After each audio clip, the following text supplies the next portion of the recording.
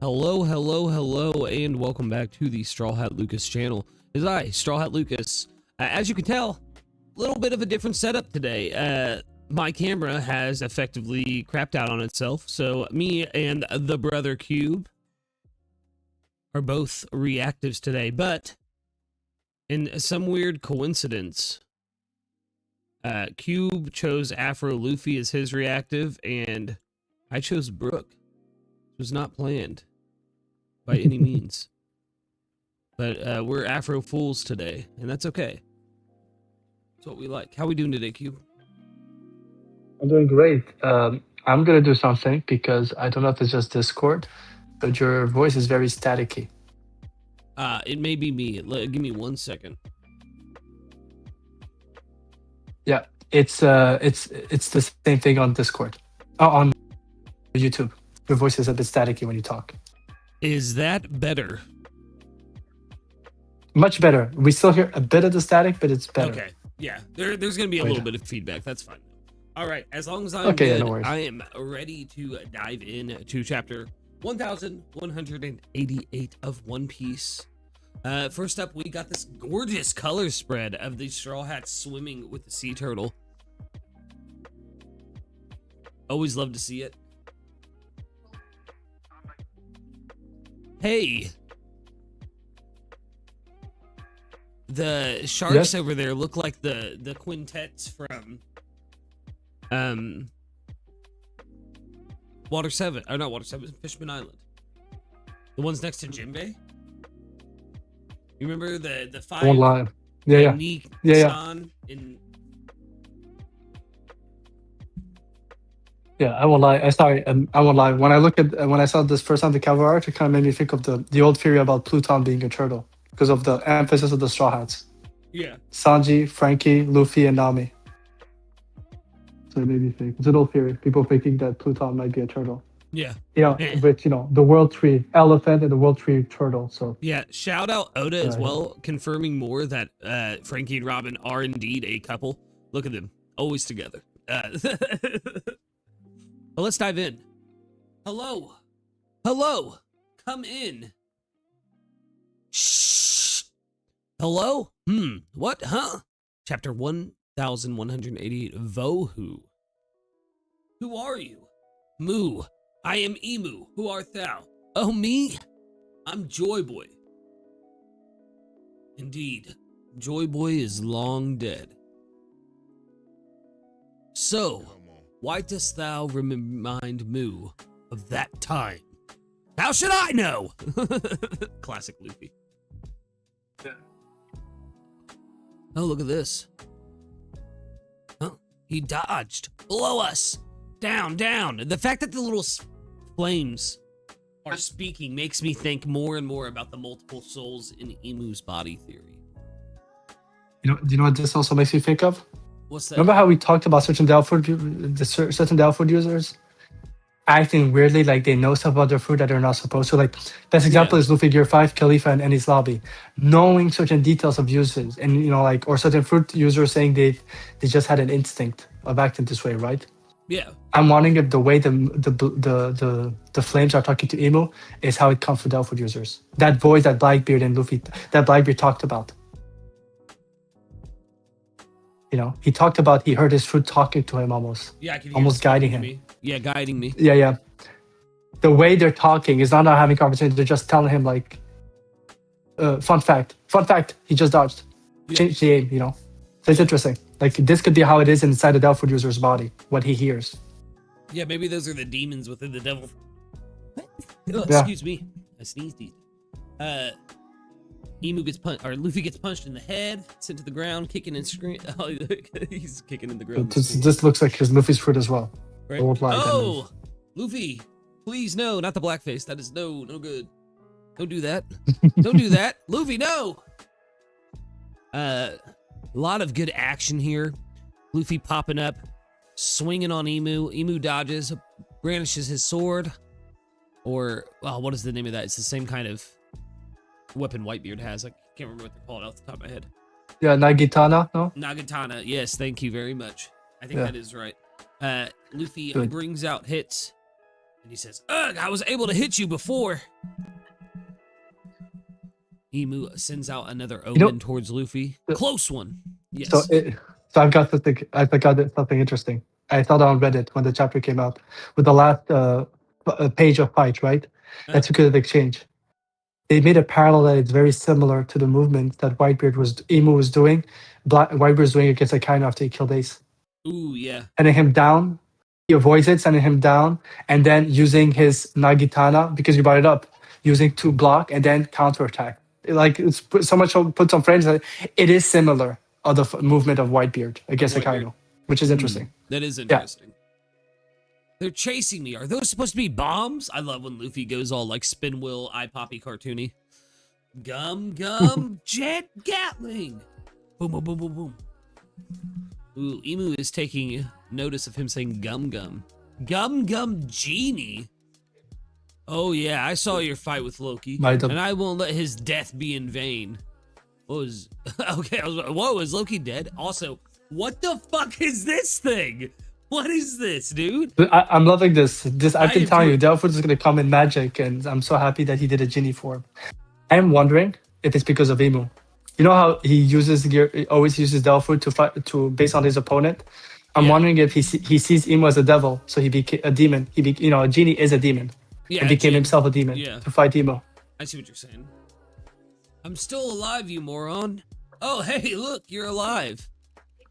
Oh, crap, damn it. Move, Ragnar. Arabesque brick fist. Oh, that's a Jinbei. Okay. I was like, what the fuck? You know that. How did No, because of Luffy's form, I was like, how did he get down there that quick? Jinbei. Oh, yeah. Luffy, do you want me to make sure he's protected? Yeah, perfect. Thanks, Jinbei. He's a pal. I ain't nobody's pal, stupid pipsqueak. All right, I can do that. You focus on the fight. Wait, that's Luffy? He's fighting that guy from before. Is he gonna be all right? Who is that guy anyway?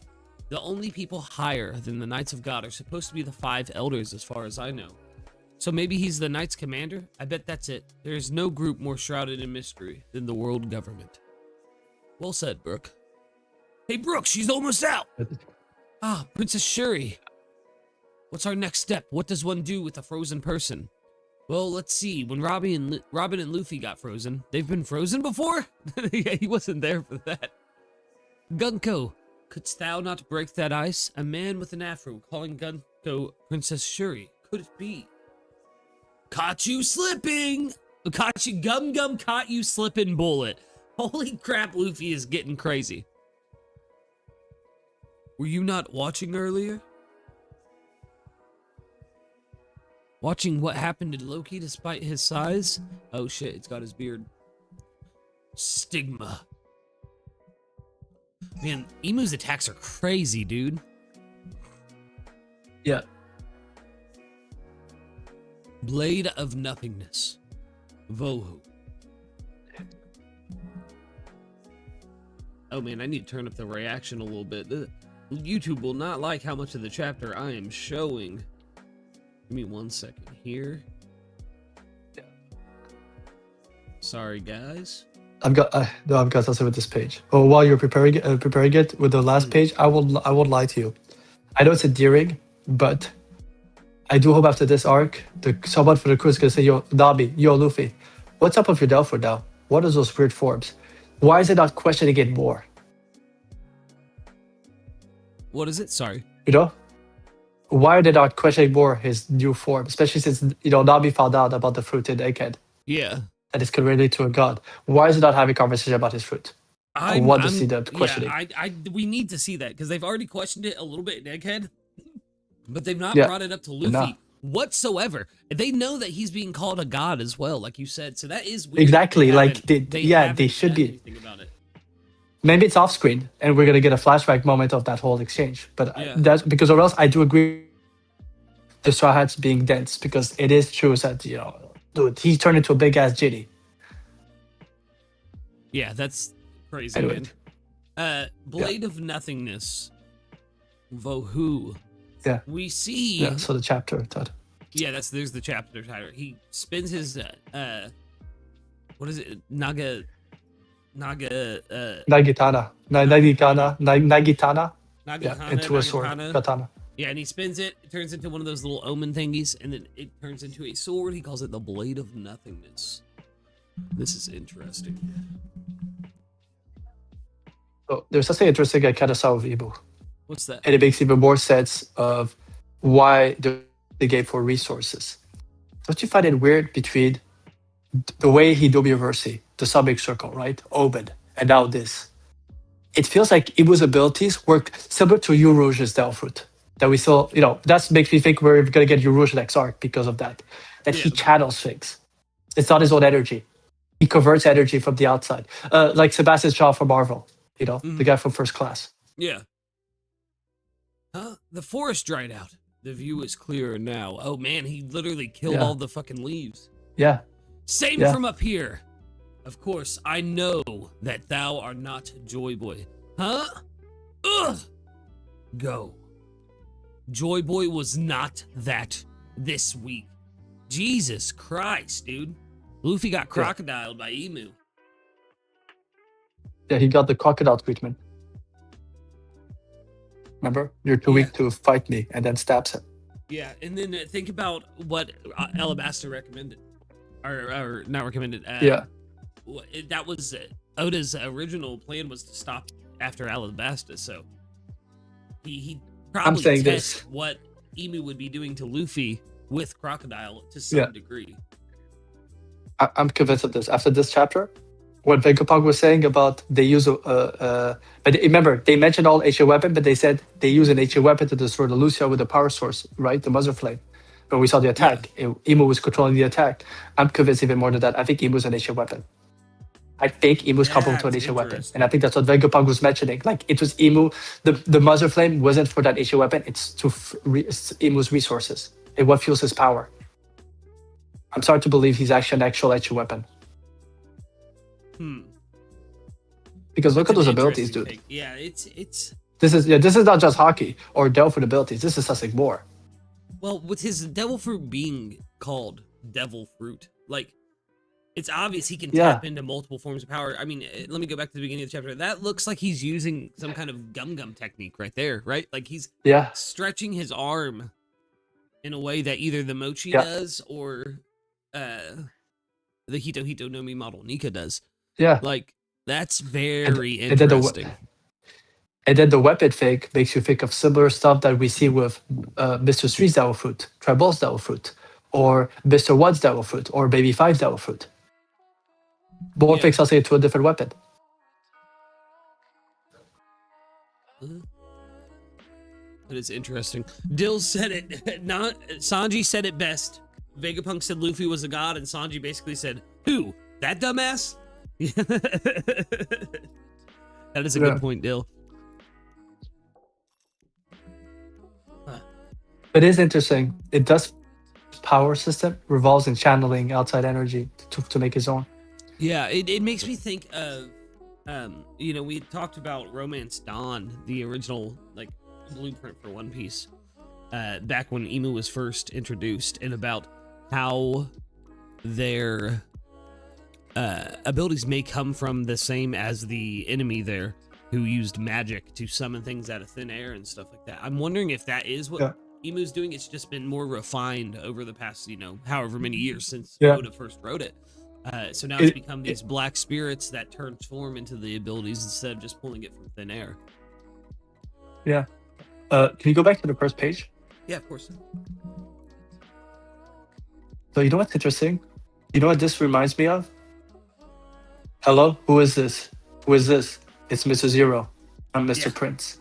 Does that make you think of the call with Crocodile? Especially like people have parallel, obviously looks similar to Luffy or Roger when he meets Rayleigh, that smile. But it does look at that silhouette of Crocodile that we had during that call. Because, we didn't see his face yet. Yeah.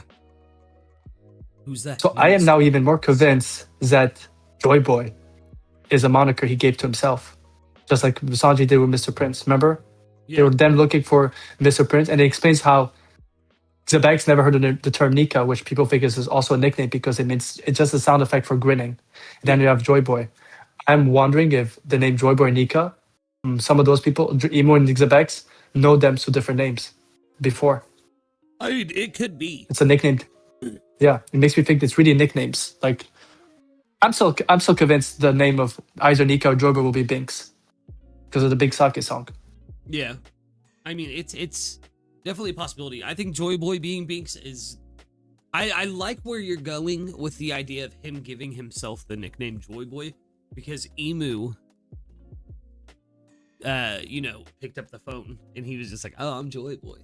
But the parallel of Roger and the way that he smiled at Rayleigh is also interesting here on this first page. Yeah. Because we've seen that Emu and Joy Boy had some kind of kinship. They had some kind of friendship from Emu's last little flashback of Joy Boy. Was him laughing and Emu laughing as well, like they were joking with each other and having fun, not in like a vicious way. And it's not lost in these that, so yeah, we're talking Emu could be a crew member of Joy Boy. I even figured that. Don't you find interesting is that Luffy's right hand man that he's very close to, literally gave himself the moniker of King of Hell. Yeah, which is what Emu is. Which is the King of Hell. Dude, yeah. I'm starting to wonder, what if Emu was not just a crew member? What if he was the right hand man? This could explain the trader stuff, because when they do the trader stuff, they go the Juice's route. You know what I mean? Like, someone who's so close to you, you would never expect to betray you. Keeps doing that. What if Emu might have been his Zoro back then? I mean, it could be, man. And plus, think about, if you remember, there for a long time, I was trying to cook a theory about Joy Boy's crew betraying him because he wanted to do whatever it is that Luffy has to do, but it wasn't time for that yet. You know what I mean? So they had to stop him. But I'm wondering now if it wasn't they were led astray by Emu, and that's why they started attacking Marie Joie and stuff after Joy Boy's death, is because they realized that Emu betrayed them as well.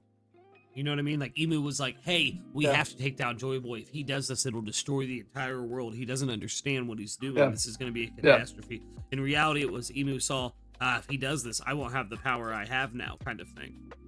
And then makes you also think of, if you're right about that, when you were saying that, you know what it made me think of? What's that? Usopp versus Luffy. Ooh. Yeah, dude. Yeah, it was for the ship. Like, what if it was the same battle, Davy back fight style almost, and Joy Boy, remember, Luffy took the L because he just could hurt his friend. What if something similar happened to Joy Boy and Emu just won the crew? An inversion. Luffy kept the crew but not the ship. What if Joy Boy kept the ship but Emu kept the crew? Ooh, cute. Found himself all alone.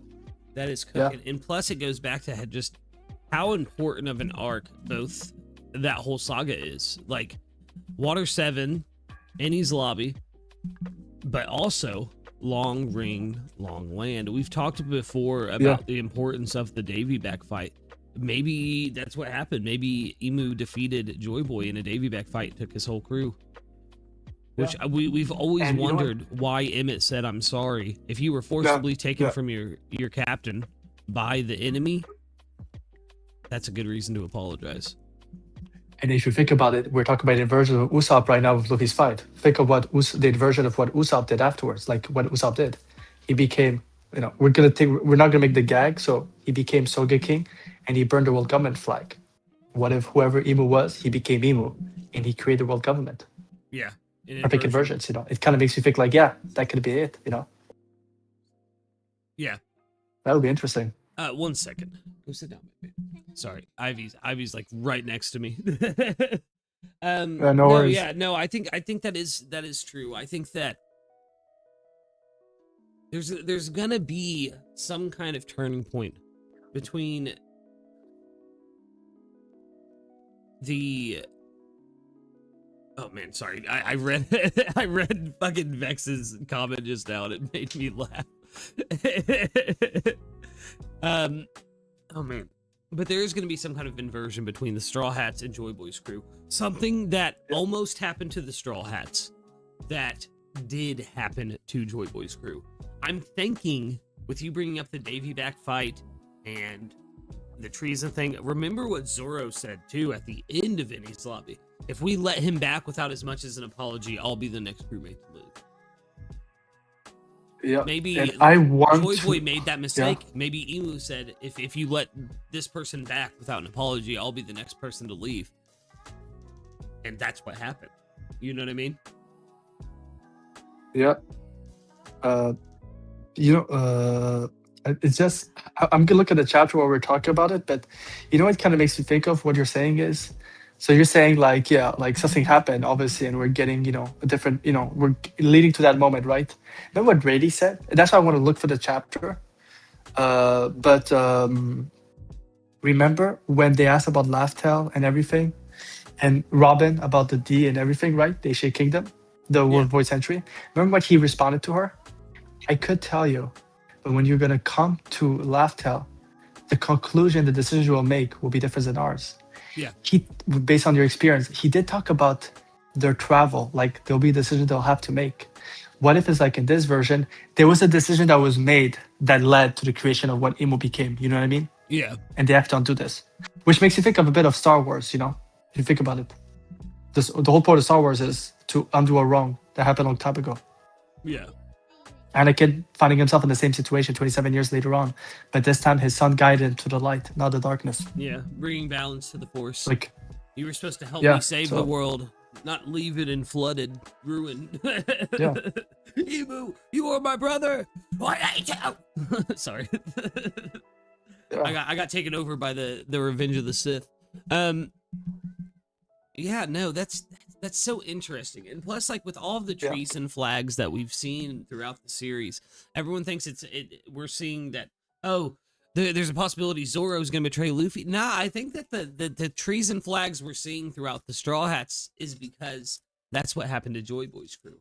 I don't think that is what we're gonna see within the Straw Hats now. I think it's legitimately just Joy Boy's crew had to betray him for some reason, or were forced to betray him for some reason. Think about the Domi Reversi aspect as well.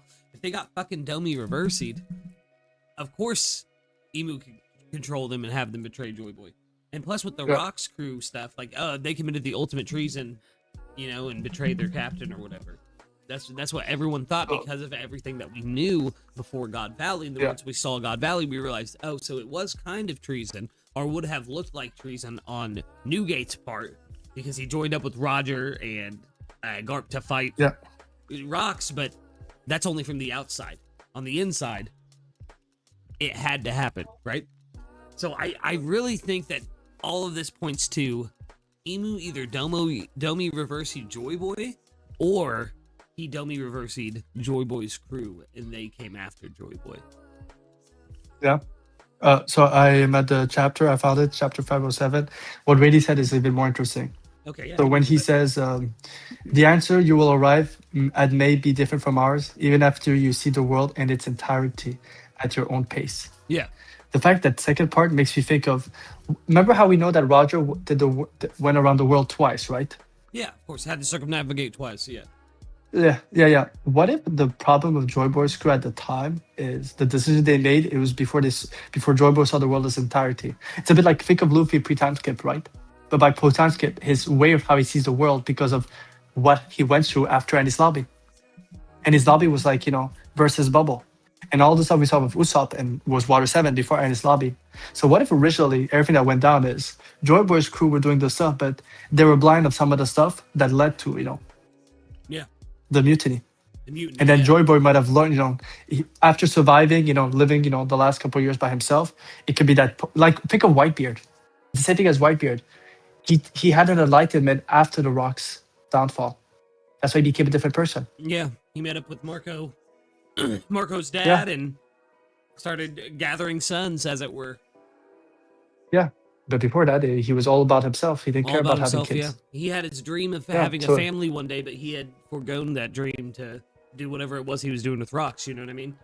So that is very interesting. And I'm lucky you brought that you're saying all that about Whitebeard, bringing up Whitebeard, because remember how pre-time skip ends, where the world government has a showdown with Whitebeards. Yeah. So what if it's like Joy Boy lost, but it wasn't the end of Joy Boy and Emo.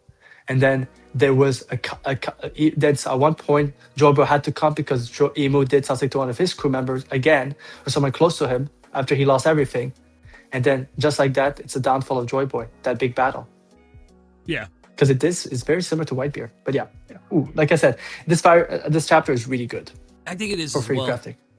Not just for Yeah. theory crafting, but like Oda's action in the past like 2 arcs has just gotten better and better and better. Like his way of telegraphing action on the page.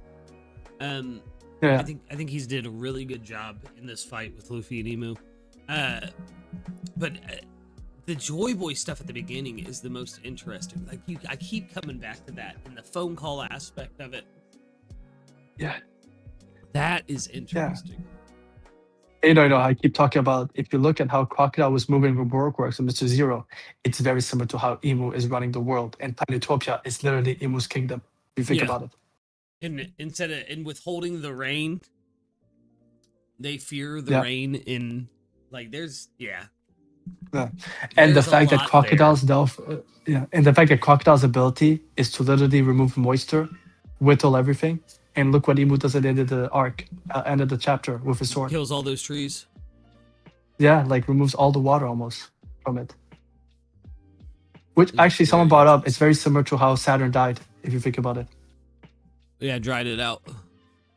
Dried it out, yeah. But yeah.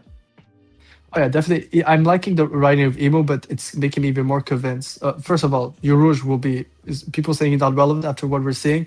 Luffy needs to interact with Urouge because it's very simple. I think Luffy will learn something from Urouge and will help him fight against Emu. But I'm also convinced this version of Emu, this version of Emu will be the weakest version. That's the worst part. That will be the weakest version of Emu that we're seeing right now. Yeah. I think so as well. I think that this cannot be the final villain after all the hits and stuff that they got in. Exactly. It's not one shots. Exactly.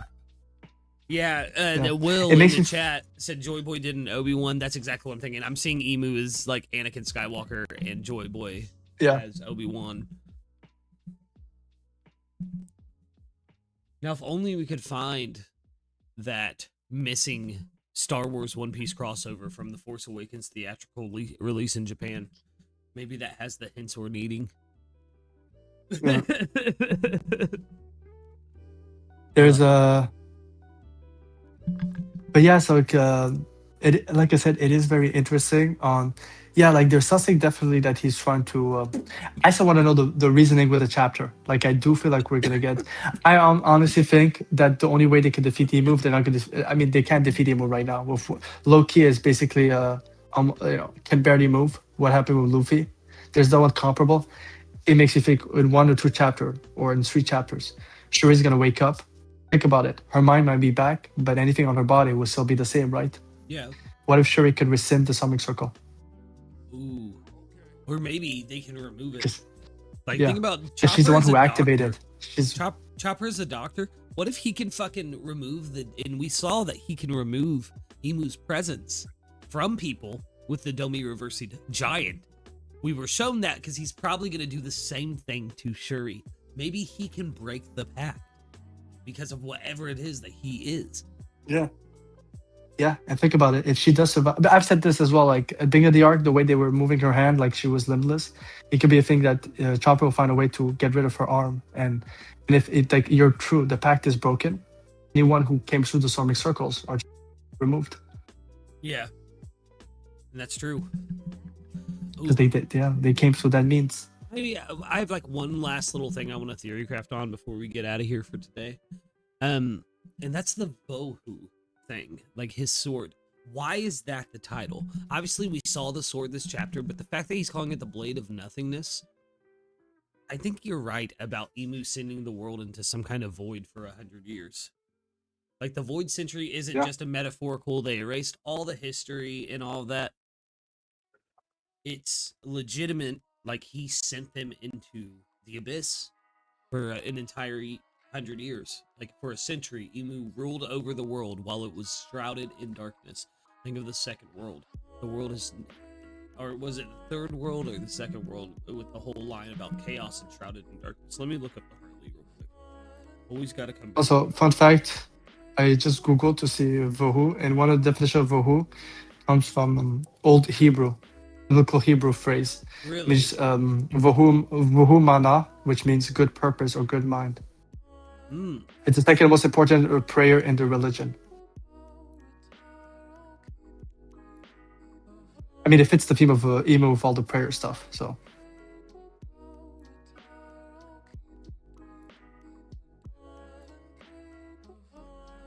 Yeah, in the third world, the beginning of this world is when it says, "In chaos there is void." The troubled shadow remembers the promised day, which is obviously Emu. And here's the voice of the fractured moon. I'm wondering, with what Will said in chat about, he heard someone say, what if Emu was on the moon and got Joy Boy's phone call from the blue planet? That is interesting. Because when we first saw Emu appear and he landed on Elbath, it looked like he sprouted wings momentarily, if you remember correctly. He had those big ass wings on his back. So that is. I mean, it is so. It's like the Gorse and Egghead. Think about it. They landed like they were coming from a spaceship. The way they came. Yeah. That is interesting. And think they chose the highest point on the planet to live. Yeah. Like they're trying to stay as close to the moon as possible. That is interesting. And then all these little fire things. Think about what we've seen about the Mother Flame and all that. Like, it could be even that... Oh my god, my bird is going crazy right now. I know, buddy.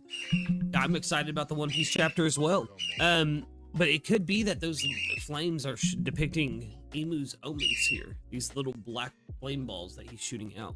Because all of them were carrying those flames and then putting them into a type of machine. Maybe the devil fruit power is just that. It's these little flames, and these flames are what get put inside of the fruits themselves. These are the spirits of those demons. And Emu has access to every spirit. And maybe he can't use a certain ability of his if someone in the world has eaten that devil fruit. So Emu could have thousands of abilities, but say he can't use the Nika power completely because Luffy has eaten it at this point. And that's how maybe that's how the world government keeps track of when the Nika fruit is eaten. You know what I mean? Like, oh, somebody's eating it. Yeah. They just haven't awakened it yet. I can see that. A lot of interesting things to come from the chapter, that's for sure. And for such a, we got a 17-page chapter, so not super duper short chapter, but for such an action-heavy chapter, that is interesting. I agree. I'm trying to look at this. Well, like I said, it's stuff. It's an interesting chapter. Emu firing at Loki and Jinbei jumping in is just so good.